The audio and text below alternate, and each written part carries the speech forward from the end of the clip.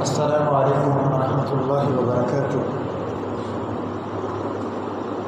نحمده ونصلی علی رسوله الکریم، اما بعد فاعوذ باللہ من الشیطان الرجیم، بسم اللہ الرحمن الرحیم۔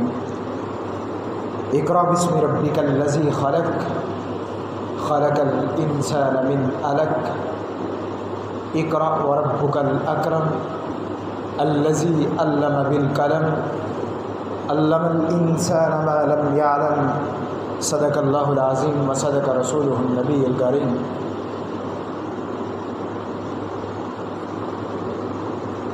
انسان کی زندگی کا سب سے بڑا مقصد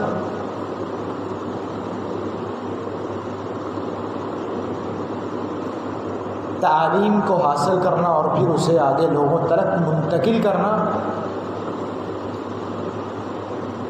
پہلے سیکھنے کا مرحلہ اور پھر اس کے بعد سکھانے کا مرحلہ، پہلے جاننے کا مرحلہ اور پھر لوگوں کو اس کے بارے میں مطلع کرنا، اطلاع دینا۔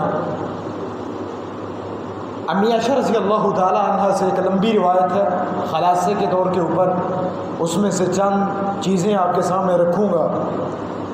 اور سیدہ خدیجہ الکبریٰ رضی اللہ تعالیٰ عنہ فرماتی ہیں کہ اللہ کے نبی صلی اللہ علیہ وسلم نبوت ملنے سے قبل غار حرا کی طرف چلے جاتے اور غار کے اندر عبادات کے اندر اپنے وقت کو صرف کر دیتے اور ایک ہی سوچ لے کے جاتے کہ آخر زندگی کے اندر آنے کا مقصد کیا ہے، مقصد حیات۔ اور کئی دن کا کھانا ساتھ لیتے اور پھر اس کھانے کو لے کے غار حرا کے اندر پہنچ جاتے، اللہ کی عبادت جو اس کا طریقہ کار تھا اس کے اندر صرف کر دیتے۔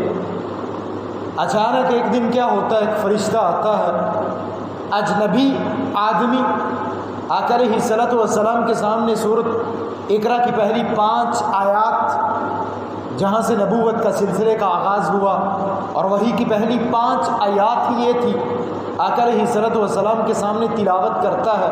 آقا علیہ الصلوۃ والسلام کی زبان سے الفاظ نکلتے ہیں، لا انا بقاری، وہ پھر وہی الفاظ دہراتا ہے آقا علیہ الصلوۃ والسلام کا پھر وہی جواب، میں پڑھا ہوا نہیں ہوں۔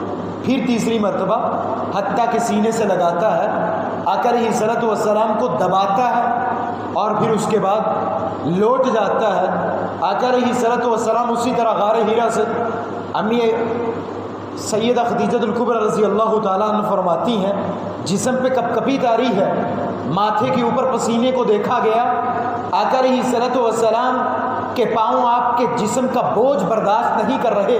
آقا علیہ الصلوۃ والسلام آ کے فرماتے ہیں، زنبلونی زنبلونی، چادر اڑا دیجئے، اور آپ کے جسم کے آثار بتلاتے ہیں طبیعت ناساز ہے۔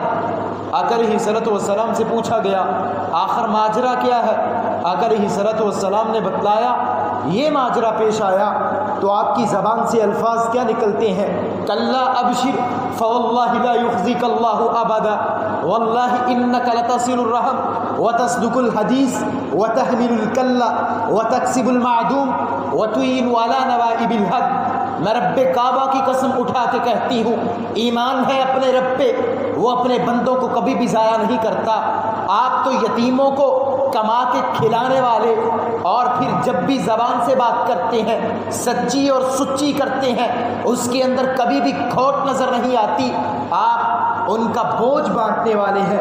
وَتَحْمِلُ الْكَلَّ، آقا علیہ الصلوۃ والسلام کو مطمئن کر دیا، اور پھر اپنے چچا زاد بھائی ورقہ بن نوفل، اور مکمل نام ورقہ بن نوفل بن اسد بن عبد العزیٰ بن قصی کے پاس لے کے جاتی ہیں۔ غار حرا کا معاملہ آپ کے پاس رکھا گیا، کہا خوشخبری ہے آقا علیہ الصلوۃ والسلام کے لیے، میں نے جو اپنی کتابوں کے اندر پڑھا، عیسائی تھے، انجیل کے اندر بشارت ہے، اللہ تعالیٰ نے ان کو اپنا نبی مقرر کر لیا۔ ایک وقت آئے گا مکہ سے نکال دیے جائیں گے، در بدر کر دیا جائے گا۔ امی عائشہ رضی اللہ تعالی عنہا فرماتی ہیں، وہ کیسے آقا علیہ الصلوۃ والسلام کو مکہ سے نکالیں گے، اللہ نے نبوت سے نوازا، مقام بھی بڑا بلند دیا ہے، ایسا نہیں ہو سکتا۔ کہا کاش میں اس وقت زندہ ہوتا، میں آقا علیہ الصلوۃ والسلام کا ساتھ دیتا جب ان کو ان کے ہی شہر سے نکالا جاتا۔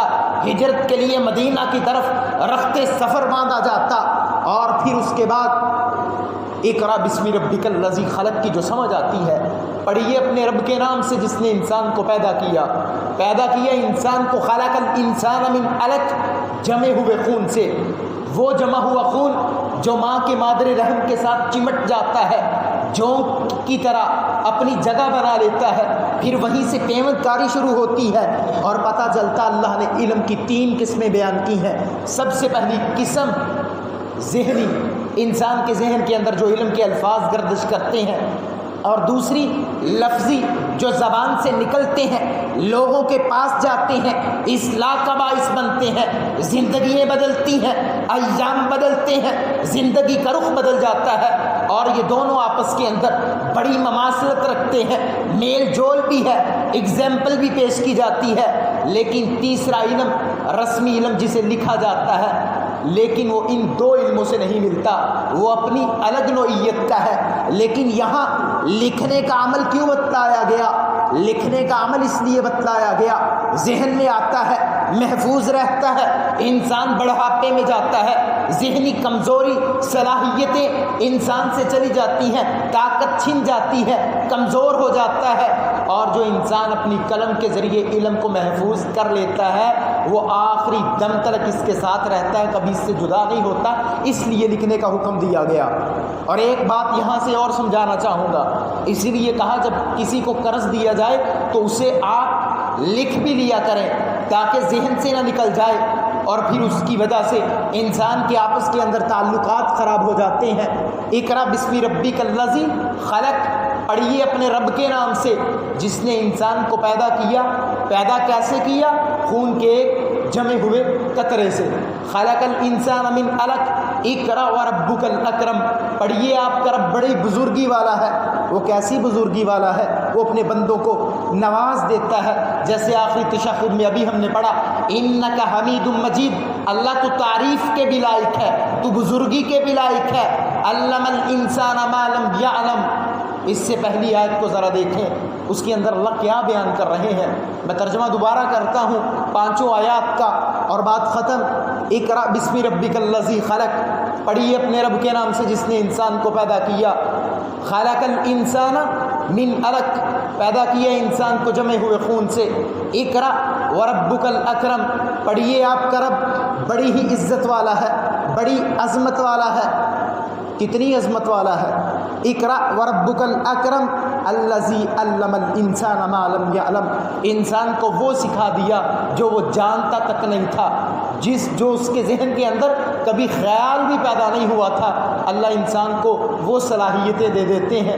ہم اللہ سے دعا کرتے ہیں اللہ ہمارے ذہن کو زندگی کے آخری لمحات تک مضبوط رکھنا، اللہ کبھی ہمیں اشکال کے اندر نہ ڈالنا، ہماری علمی صلاحیتوں کو بھی اور بدنی صلاحیتوں کو بھی اللہ آخری دم تک محفوظ رکھنا، کیونکہ اللہ کے نبی صلی اللہ علیہ وسلم نے دعا مانگی تھی اللہم انی اعوذ بک من ارذل العمر، بڑھاپے کی عمر سے پناہ مانگتا ہوں۔ انسان کا جسم بھی ڈگمگا جاتا ہے، ذہنی صلاحیتیں سلب جاتی ہیں، چھن جاتی ہیں، اللہ سے ہمہ وقت دعا کرنی چاہیے کہ اللہ زندگی دی ہے صحت والی دے اور پھر اس کو برکت والی بنا دے، تاکہ کبھی ہمیں شرمندہ اور پشیمان نہ ہونا پڑے۔ سبحان ربک رب العزت عما یصفون وسلام علی المرسلین والحمد للہ رب العالمین۔